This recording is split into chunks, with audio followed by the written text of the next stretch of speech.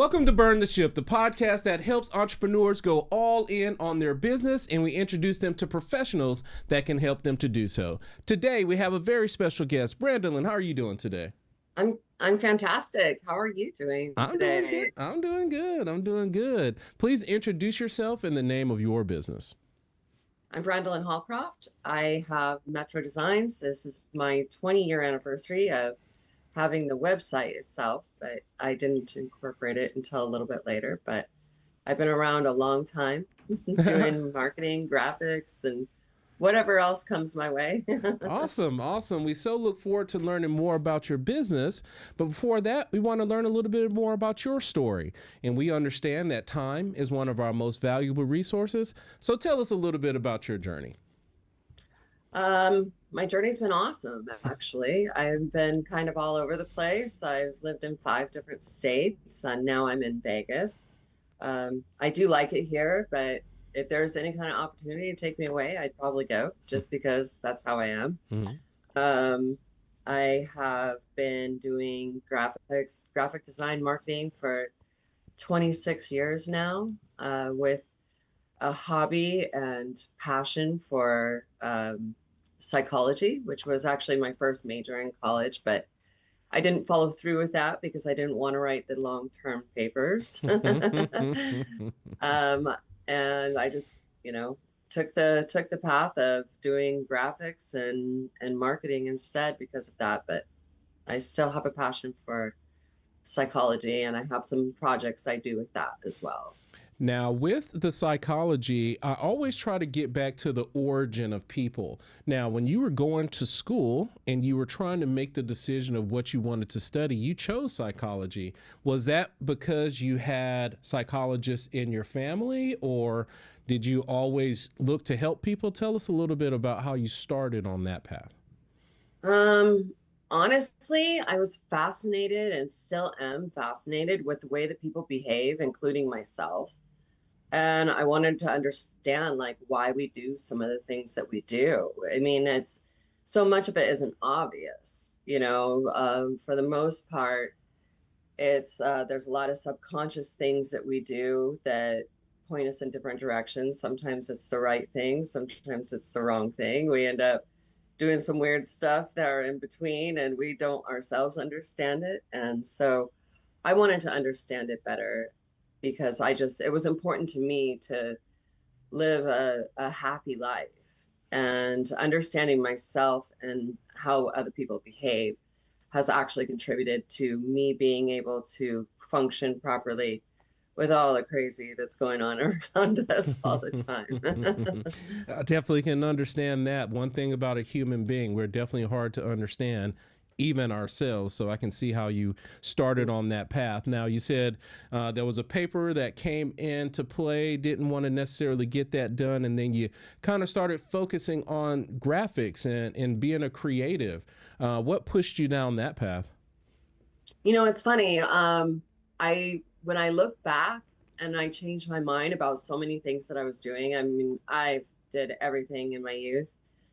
And I finally turned to like graphic design. I realized I kind of been doing it my whole life. Mm-hmm. And my grandmother gave me a scrapbook when I was 5 years old, and I'm like cutting things out and putting things together that way.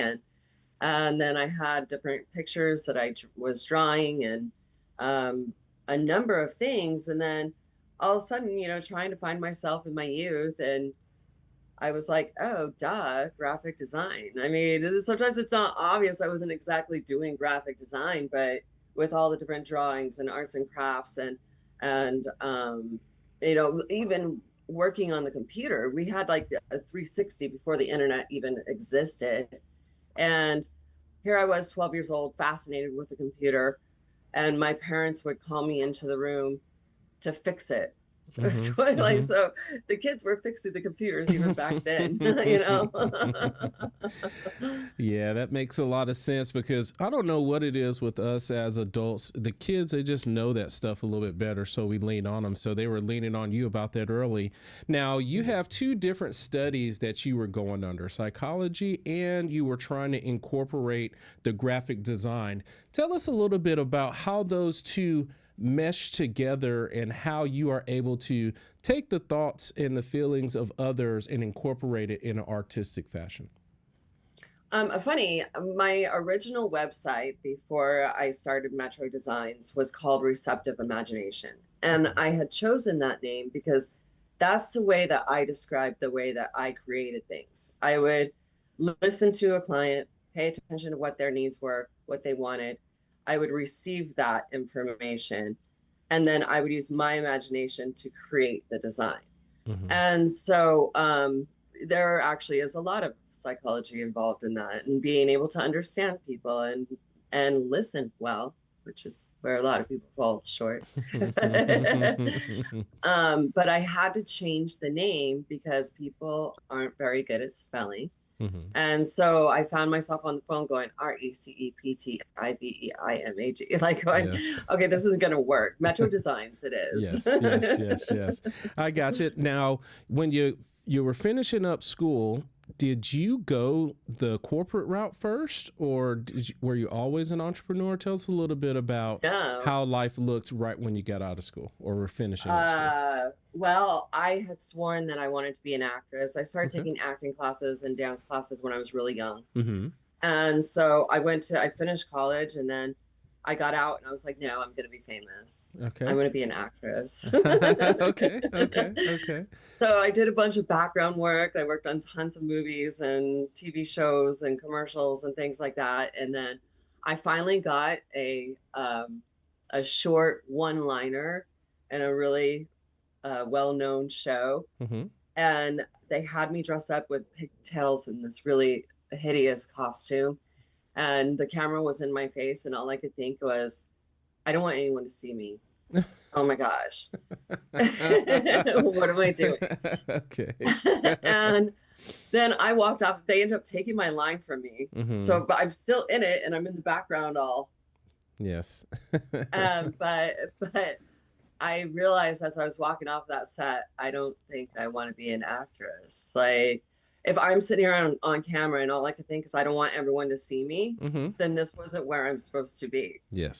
So, Yes. Yes. Yes. but that whole time that I was doing that, I was doing freelance work, doing graphic arts and stuff like that. Mm-hmm. And Mm-hmm. then ironically, I said, well, I guess I better try to get another job because this isn't what I want. And I ended up falling into this job working for a promotional marketing company, and I became an import manager.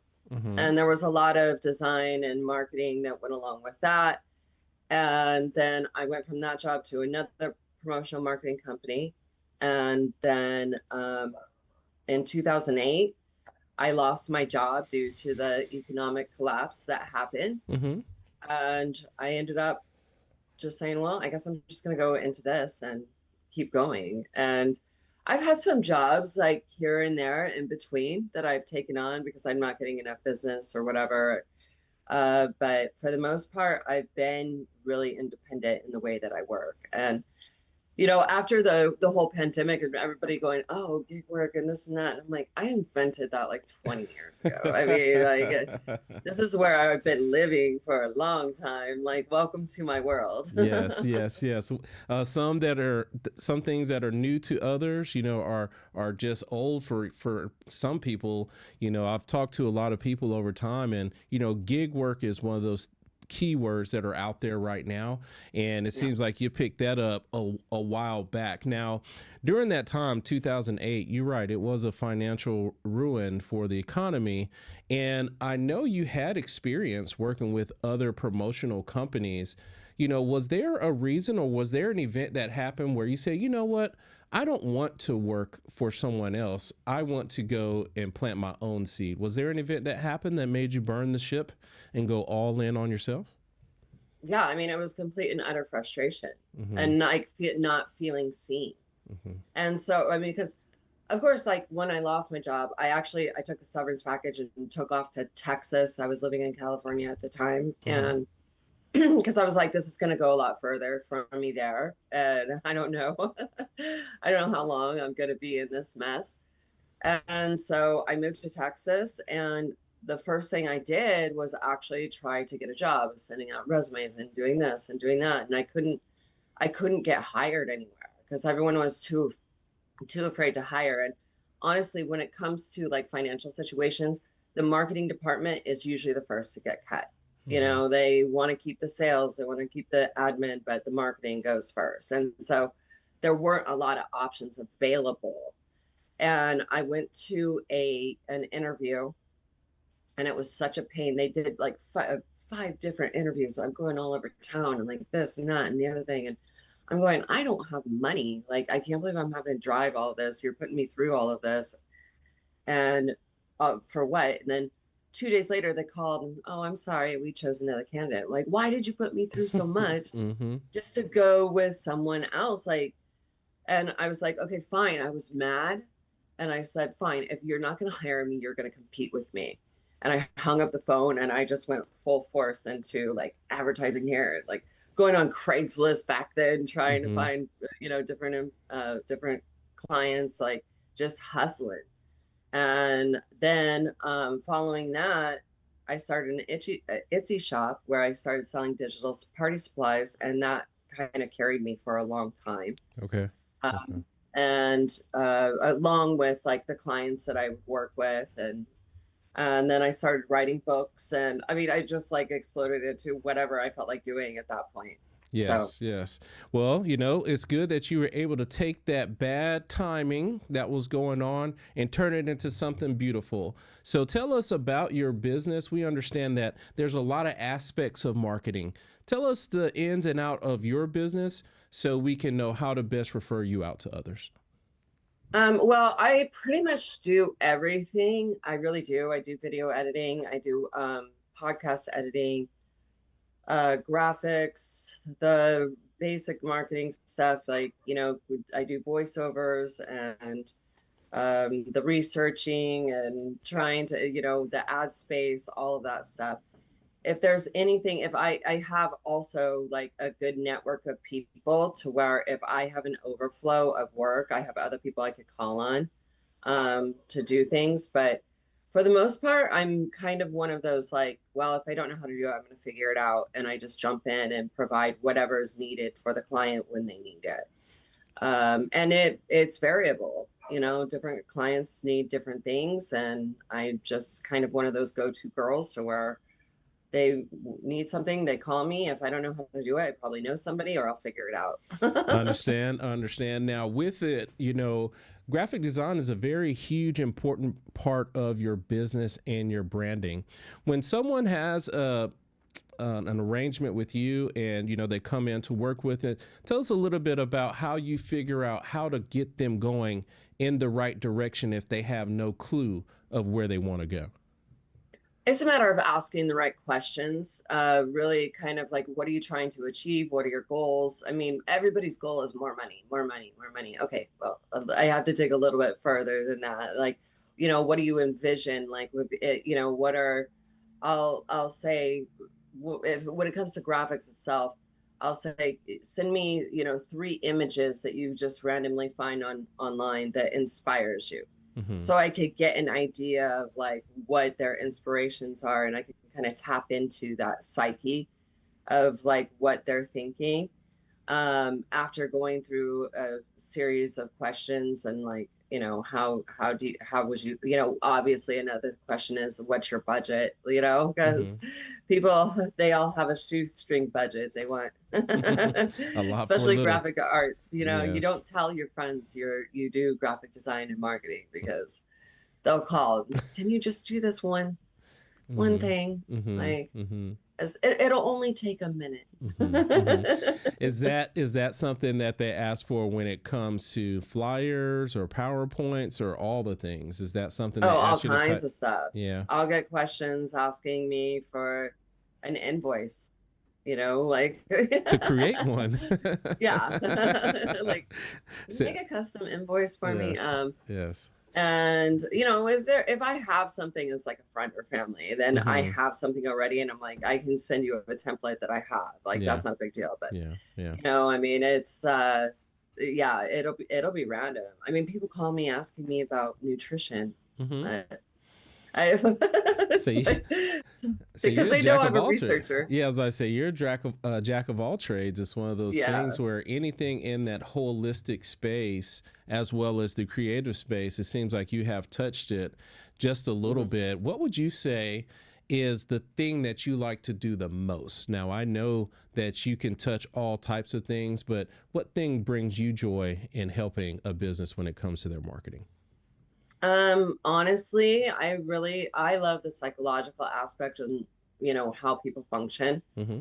And what I really enjoy the most is like providing guidance to like help people get to where they need to go. Mm-hmm. The getting people in the right mindset so that they're thinking about things that are important in order to like allow them to go move ahead, Mm-hmm. as opposed to getting stuck in what you wish you had or what you fantasize about in the future. It's like getting people to the present moment and understanding that what's happening in that moment is important, because what's happening in the past or the future are just figments of our imagination. Mm-hmm. So my favorite thing is actually getting people in the right headspace, which is you know, kind of funny, but it helps me too when they're in the right headspace, because then they're able to listen and understand for me to help them better when it comes to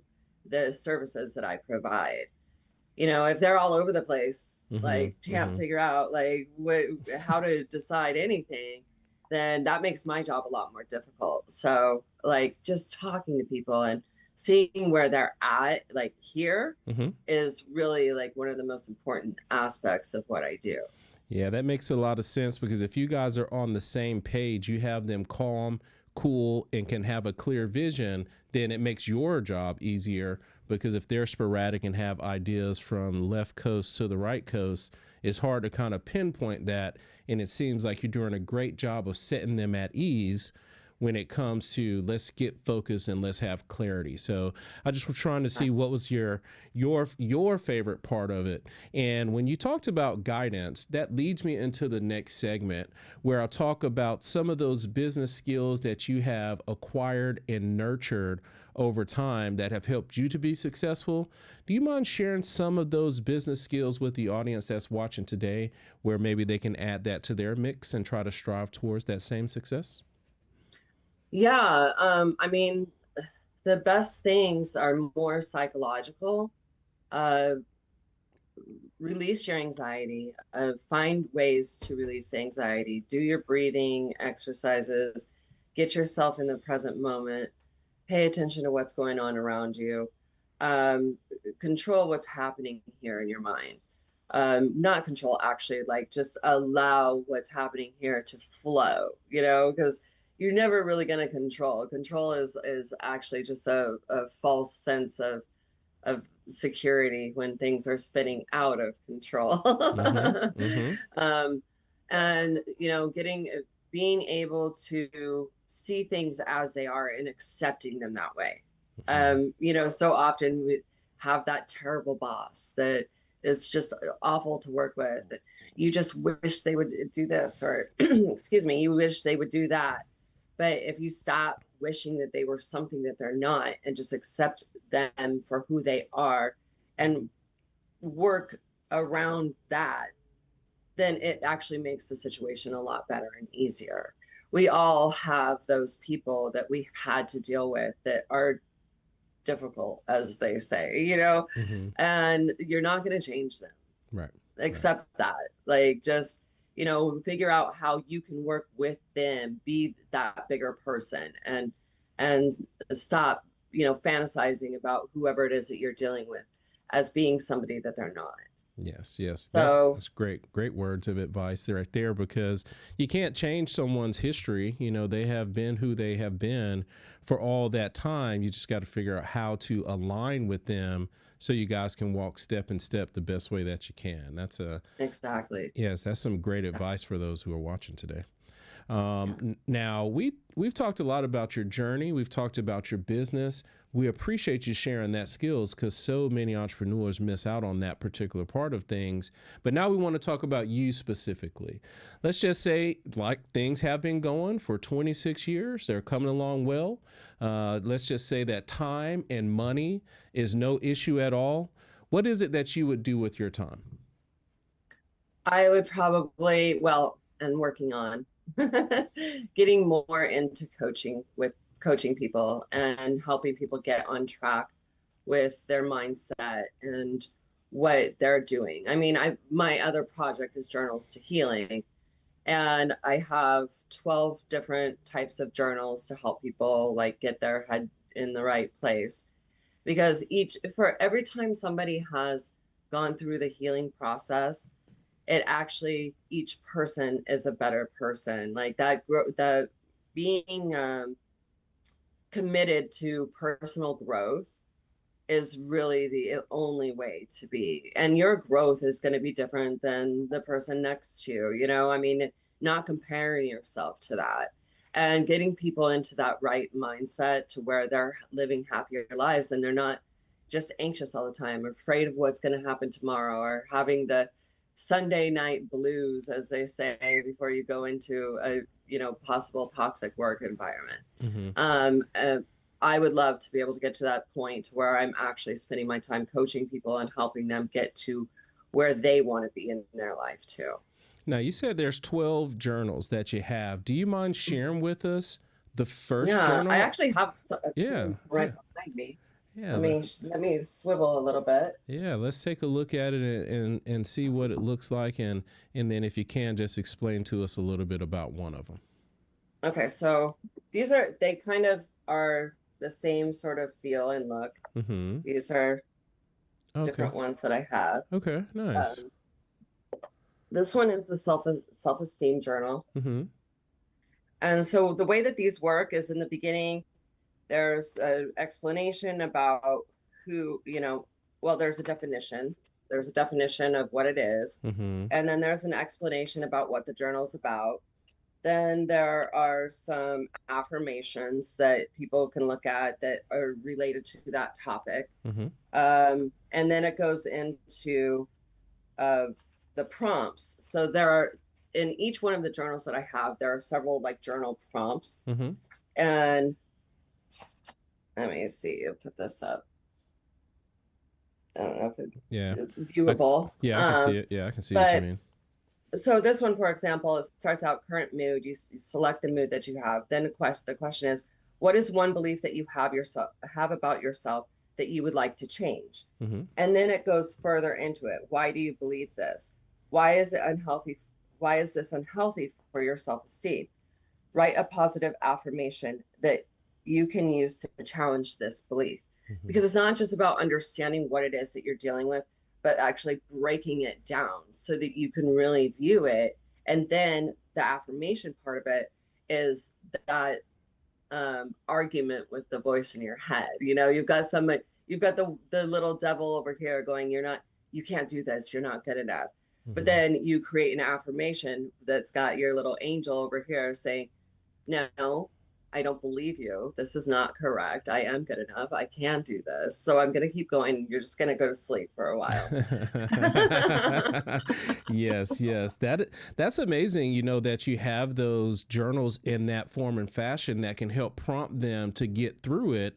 I love the fact that out of all the 12 that you chose, it was about self. Because I talk about, the positivity of good self-talk, because we down ourselves more than anyone out there ever could possibly.